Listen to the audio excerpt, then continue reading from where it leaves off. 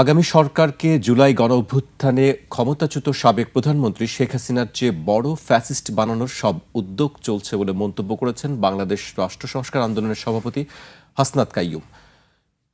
রাষ্ট্র সংস্কার আন্দোলনের সভাপতি বলেন, এস্টাবলিশমেন্ট ও তার অংশ হিসেবে নির্বাচন কমিশন দুই দলের মধ্যে নির্বাচনকে আটকে রেখেছে। এর ফলাফল হলো ৭১ ও একটি লিবারেল সোসাইটির পক্ষে ভোট দিতে চাইলে আপনাকে বিএনপির লুটপাট আর চাঁদাবাজি মেনে নিতে হবে। আবার ইসলামী সেন্টিমেন্ট থেকে কিংবা সংস্কারের পক্ষে ভোট দিতে চাইলে আপনাকে জামায়াতে ইসলামীর গণহত্যা চেপে যেতে হবে। হাসনাত কাইয়ুম বলেন, এই দুই ধারার বাইরে আপনি ৭১-এর পক্ষে, সংস্কারের পক্ষে, ২৪ ও ৯০-এর পক্ষে, লিবারেল সোসাইটির পক্ষে ভোট দিতে চাইলে আপনার সামনে কোনো অপশন নির্বাচন কমিশন রাখেনি। তুষার ভাইকে দিয়ে শুরু করতে চাই। স্বার্থ না আদর্শ? নির্বাচন কমিশন তো এই অপশন রাখার জায়গায় না। নির্বাচন কমিশন নির্বাচনটা আয়োজন করবে, অপশন তৈরি করবে রাজনৈতিক দল। যিনি মন্তব্য করেছেন হাসনাত কাইয়ুম সাহেব, তিনি এবি পার্টি আর এনসিপির সাথে একটা জোট ছিল, সেখানে যোগ দিয়েছিলেন না? তো অপশন কমানোর বুদ্ধি তো তাদেরই। যখন তিনটা দল এক জায়গায় হয় তাহলে তিনটা অপশনের জায়গায় একটা অপশন হয়।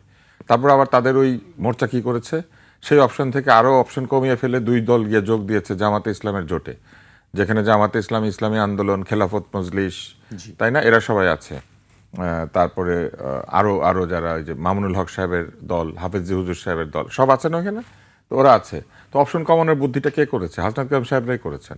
ওনারা আলাদা আলাদা প্রার্থী দিতেন, এবি পার্টি আলাদা, তারপরে এনসিপি আলাদা, জামাত আলাদা, অন্য যারা আছে সবাই আলাদা আলাদা। নির্বাচন কমিশন তো অপশন তৈরি করা বা কমানো বা বাড়ানোর কাজটা করে না। নির্বাচন কমিশনের কাছে গিয়ে যে নির্বাচনের জন্য মনোনয়নপত্র জমা দিবে, নির্বাচন কমিশন হিসাব করবে মনোনয়নপত্র ঠিক আছে নাকি নাই, স্বতন্ত্র নাকি দলীয়, এবং তারপরে তাকে ইয়াস বলবে অথবা নো বলবে। এতটুকুই। নির্বাচন কমিশন সেই দায়িত্ব পালন করছে। হাসনাত কাইয়ুম সাহেবরা রাষ্ট্র সংস্কার করে এক বিরাট কাণ্ড করে দিয়েছেন না? তো এত যে সংস্কার করলেন, এই যে 15 মাস, 16 মাস, 17 মাস ধরে, এই সংস্কারের ফলাফল তো এইটা। ওনার নিবন্ধন পাননি, সেজন্য হয়তো নিবন্ধন পাওয়ার যোগ্যতা নাই, কিন্তু এইটাই তো ঘটনা। আরেকটি কথা বলছি যে স্বতন্ত্র হিসেবে যে নির্বাচন করতে চান সেই বিষয়ে তাদের প্রার্থিতা বাতিল করা হচ্ছে। তুচ্ছ তাদের প্রার্থীরা স্বতন্ত্র প্রার্থীর যোগ্যতা নাই। সংস্কারের সময় তাদেরকে আমরা বারবার বলেছি, এরকম টকশোতে দাঁড়িয়ে আপনার টকশোতে আমি অন্তত 3বার বলেছি, আমার মনে আছে, যে স্বতন্ত্র প্রার্থীরা যাতে দাঁড়াতে না পারে সেই ব্যবস্থা এই নির্বাচন কমিশনের যে নিয়মাবলী প্রার্থীর বিষয়ক সেখানে আছে। 1% ভোট আগের থেকে সই নিয়ে, voter number, NID, signature, phone number সহ 1% ভোটারের ভোট জমা দিতে হবে। যে আসনে ভোটার বেশি সেই আসনে স্বতন্ত্র প্রার্থী দাঁড়ানো আরও কঠিন। যে আসনে ভোটার কম সেখানে তবু কিছু হয়তো সম্ভব। ভোটাররা গড়ে 3.5 লাখ থেকে 5.5 লাখ ভোটার, সমস্ত সমস্ত যে আসন সেইখানে। তাহলে একটা 5 লাখ যদি গড়ে ধরেন ভোটার হয়, বা 4 লাখ, তাহলে মিনিমাম 4000 ভোটারের এই ঘটনা লাগে। এবং নির্বাচন কমিশন কি করে, ওইখান থেকে দৈব চয়নের ভিত্তিতে 10 জনকে ফোন করে, এবং 10 জনের মধ্যে 1 জন বা 2 জন যদি না পাওয়া যায় অথবা উল্টাপাল্টা বলে, বাতিল করে দেয়। 4000 লোকের মধ্যে থেকে মাত্র 10 জনের সাথে কথা বলে ওনারা পুরাটা বাতিল করে দেয়। ওনাদেরও তো 1%-এর সাথে কথা বলা উচিত। একটা প্রার্থীকে যেমন বাধ্য করছে 1% ভোটারের ভোট নিয়ে আসতে, আরও মজার ব্যাপার, এই 5 লাখ ভোটার কি সবাই ভোট দিতে যাবে? তা তো যাবে না। ওই আসনে দেখা যাবে 40%, 50%, ম্যাক্সিমাম 70% ভোটার যাবে। তাহলে একটা 5 লাখ ভোটারের যদি ভোট কেন্দ্র হয়, তাহলে 3.5 লাখ যাবে ভোট দিতে। তাহলে তো এই 1% হওয়া উচিত 3,500। ওনারা ধরে নিচ্ছে সকল ভোটার ভোট দিতে গেলে সেইটার 1%-এর সিগনেচার সহ হাজির হতে হবে। তাসনিম যারা পর্যন্ত আটকে গিয়েছে। তো এই কাণ্ড যখন হয়েছে, ওনারা যে সংস্কারের এত দাবি দেওয়া নিয়ে ঐকমত্য কমিশন, আলী রিয়াজ সহ আরও কত কত লোক বিদেশ থেকে আমদানি করা, দেশ থেকে পয়দা করা, ওনারা যে যোগ দিয়েছিলেন, ওনারা তখন এই সংস্কারগুলো চান নাই কেন? জুলাই সনদের সংস্কারের আগে তো নির্বাচনের পদ্ধতি সংস্কার করা দরকার ছিল। এখন ওনারা নির্বাচন কমিশনকে দোষী করছেন। নির্বাচন কমিশনকে আইনের বাইরে কিছু করছে। এই আইন বদলানোর দায়িত্ব কার ছিল? এই প্রশ্নটি আমি গত কয়েকদিন ধরে ওনারা একেবারে শুরুতেই রাষ্ট্র সংস্কার করে ফেলে। এদের অবস্থা কিরকম জানেন? কিছু সিভিল ইঞ্জিনিয়ার আছে, পাস টাস করেন, এমনি নিজেরা সিভিল ইঞ্জিনিয়ার, যে কোনো বিল্ডিংয়ে ঢুকে বলে কি, এই বিল্ডিংয়ের তো সমস্ত খারাপ, তাহলে আমাদের এই বিল্ডিংয়ের সমস্ত ডিজাইন আগের থেকে করতে হবে, এগুলা বলে। কিন্তু আসলে যেটা দরকার ছিল, বিল্ডিংয়ে ঢোকার মুখে সিঁড়ি নাই, আগে সিঁড়িটা দিতে হবে। তো এই সিঁড়িটাই তো হচ্ছে নির্বাচন। সেইখানে এই নির্বাচনের জায়গাটাই ওনারা বাদ দিয়ে বাকি সব কিছু করেছেন।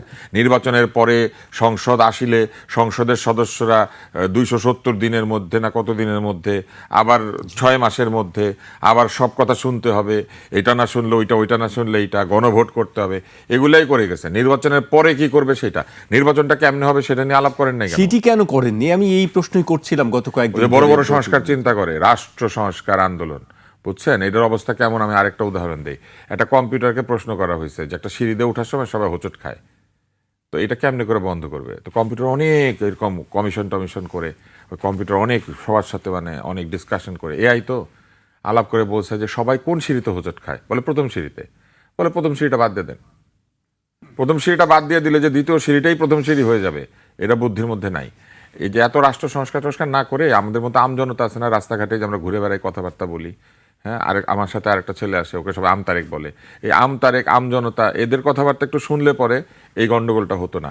বারবার আমরা বলেছি যে এই যে আদেশনামা রয়েছে এই প্রার্থীদের, সেখানে যোগ্যতার জায়গায় এমনভাবে তৈরি করা হয়েছে যে আপনি একটা ফালতু দলের জন্য হয়ে আসলে আপনি সাথে সাথে নমিনেশন ওকে হয়ে যাবে, অথচ আপনি বাংলাদেশের সেরা ব্যক্তিটা না হল ব্যক্তিও যদি হন, এমনকি আপনি ডক্টর মোহাম্মদ ইউনূস হলো নির্বাচন করতে গেলে ওনাকে দরজা দরজা গিয়ে বলতে হবে আমাকে একটু সাইন দেন, ভোটার নম্বর মিলাবে, এবং 10 জনের মধ্যে 2 জনকে না পাওয়া গেলে বাতিল হয়ে যাবে।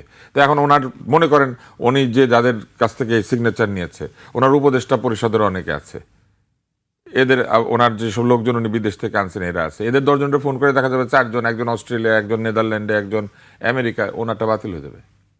তো এইটাই তো সেই নিয়ম। তো সেই নিয়ম করে আপনি বলতেছেন এই কি বলে আমাদেরকে বাধা দেওয়া হচ্ছে, আমাদেরকে এইটা করা হচ্ছে, খেয়াল ছিল না? জি, সেটি বিষয়ে আগেই আসলে আলোচনার দরকার ছিল। যে সংস্কার নিয়ে অনেক কথা হয়েছে। আমি আজ